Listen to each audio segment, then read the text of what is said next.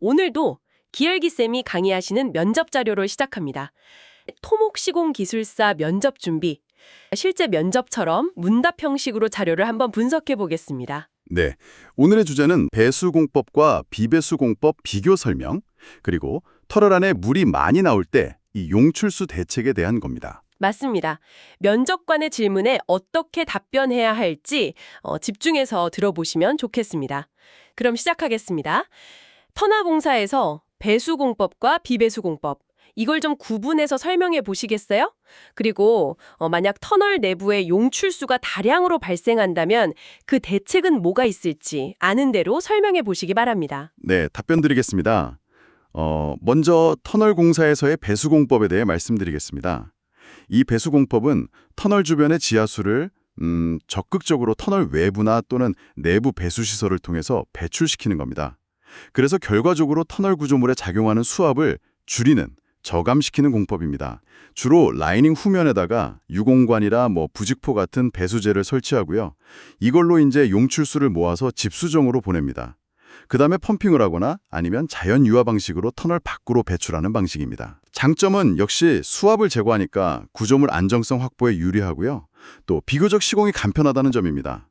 하지만 단점으로는 주변 지하수가 고갈될 수 있어서 환경 문제나 혹은 집안 침하를 유발할 수도 있습니다. 그리고 동절기에는 동결 피해 우려가 있고 또 배수시설의 장기적인 유지관리 비용이 발생할 수 있다는 점입니다. 그럼 비배수 공법은 어떻게 다릅니까? 네, 비배수 공법은요. 터널 구조물 자체의 방수 성능을 아주 높이는 겁니다.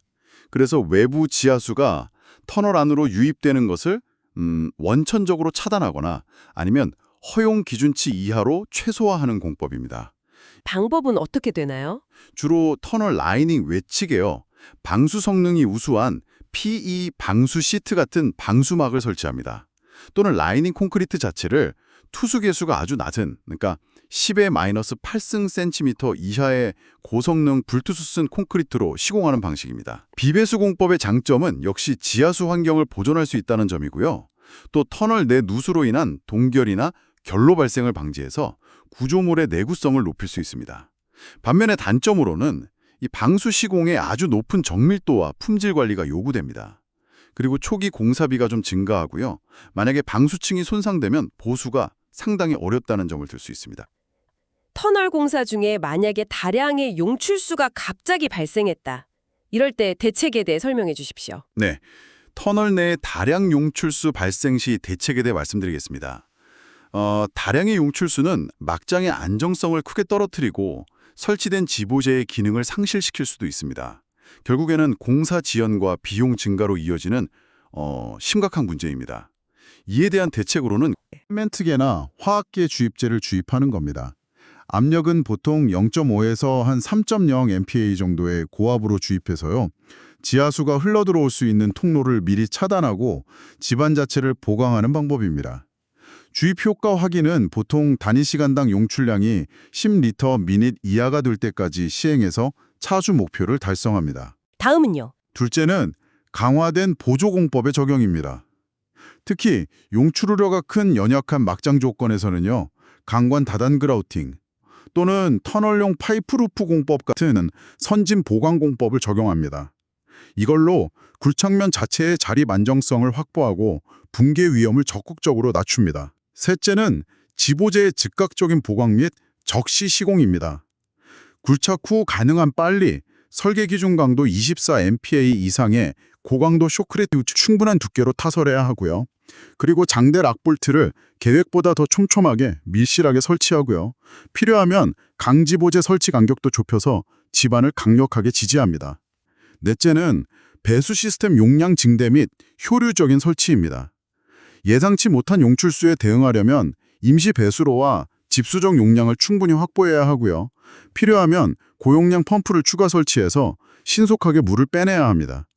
최종 구조물에도 유공관이나 배수 매트 등을 이용해서 영구적인 배수 시스템을 효과적으로 구축합니다.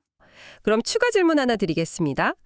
여러 대책 중에서 다량의 용출수가 예상되는 좀 연약한 집안 조건이다. 이럴 때 선진 그라우팅 외에 가장 중요하게 검토해야 할 보조공법은 무엇이라고 생각하십니까? 그리고 그 이유는 무엇인지도 같이 설명해 주시죠.